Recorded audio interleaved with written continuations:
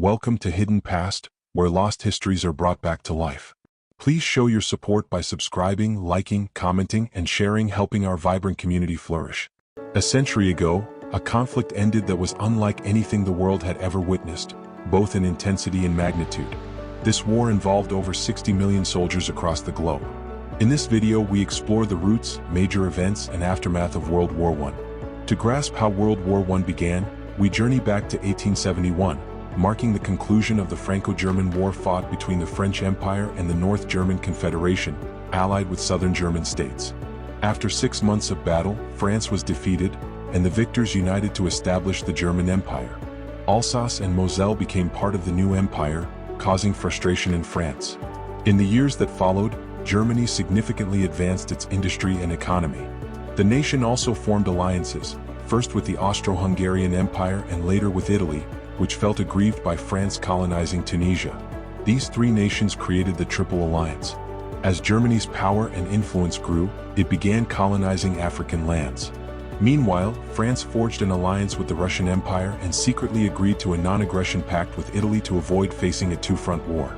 The British Empire, wary of Germany's growing army and especially its navy, abandoned its isolationist stance, drawing closer to France and Russia. Together they formed the Triple Entente. In the Balkans, Austria-Hungary annexed Bosnia and Herzegovina, much to Serbia's chagrin, a Serbia that aspired to unite the South Slav people, a goal supported diplomatically by Russia.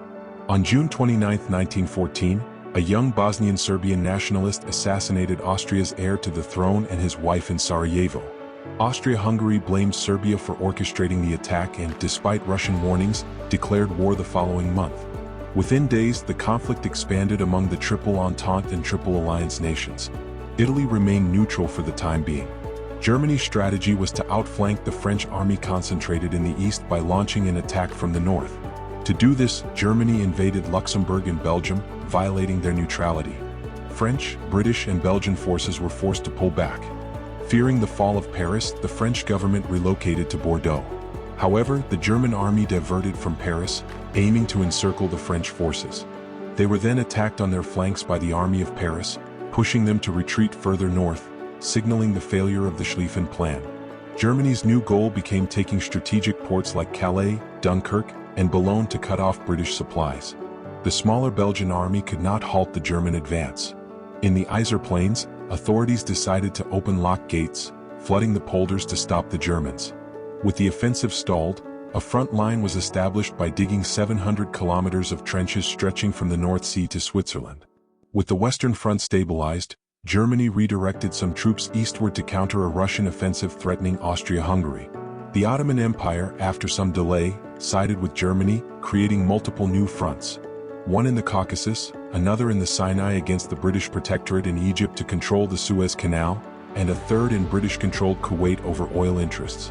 To undermine the Ottomans, Britain backed an Arab revolt, promising independence in exchange for liberation. Italy declared war on Austria-Hungary, hoping to gain territory. Japan attacked German colonies in the Pacific and China. In Africa, French, British, and Belgian forces seized German colonies. Many people from colonized lands were conscripted into European armies. France mobilized nearly 800,000 troops, many deployed to Europe. The British Empire enlisted 2.7 million soldiers from its dominions and colonies, over half from British India. Bulgaria sided with the Central Powers in the Balkans, eager to expand territorially in all directions. Serbia was attacked on two fronts and quickly overrun.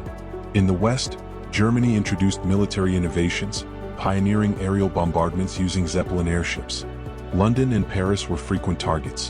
While initially used for reconnaissance, aircraft were soon armed with machine guns, leading to the first dogfights.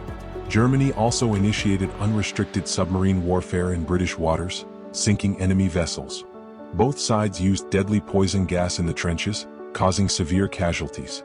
Despite attempts to break through, front lines remained entrenched at a massive human toll. Conditions in the trenches were grim. Soldiers lived amid mud, vermin, rats, and decay, testing their fortitude. French troops mutinied in spring but were suppressed. Germany, frustrated with the deadlock, shifted focus to economic warfare and submarine attacks in the Atlantic, targeting all ships bound for Britain. War-weary Russia suffered over 1.7 million military losses. Morale plummeted on the front and home fronts. A brief revolution toppled the Tsarist regime. Meanwhile, the United States, affected by the Atlantic blockade, decided to join the Allies. In Russia, a second revolution brought the Bolsheviks to power, who quickly signed a ceasefire with the Central Powers. With the Eastern Front quiet, Germany concentrated forces on the west. Germany managed to break through near Paris, bombarding the city. However, their rapid advance southwards left them vulnerable to a French counterattack breaking their lines. The Germans panicked and retreated northward. From that moment, the Allies gained the upper hand on all fronts. Germany faced rising mutinies. Widespread unrest forced the emperor to abdicate and paved the way for the armistice, ending the Great War that claimed over 18 million lives. On June 28, 1919, the Treaty of Versailles was signed. Germany was excluded and forced to accept all conditions. Germany and its allies were held responsible for war damages and had to pay heavy reparations. Austria-Hungary and the Ottoman empires were dissolved, giving rise to new states and colonies. Germany was left humiliated and in debt. Its army was disbanded, colonies divided among the victors, and about 15% of German territory ceded to France, Belgium, Denmark, and the re-established Poland. Germany's only relief was that its land was largely untouched by battle and its industries remained intact. This imposed humiliation sowed the seeds for Germany's thirst for vengeance.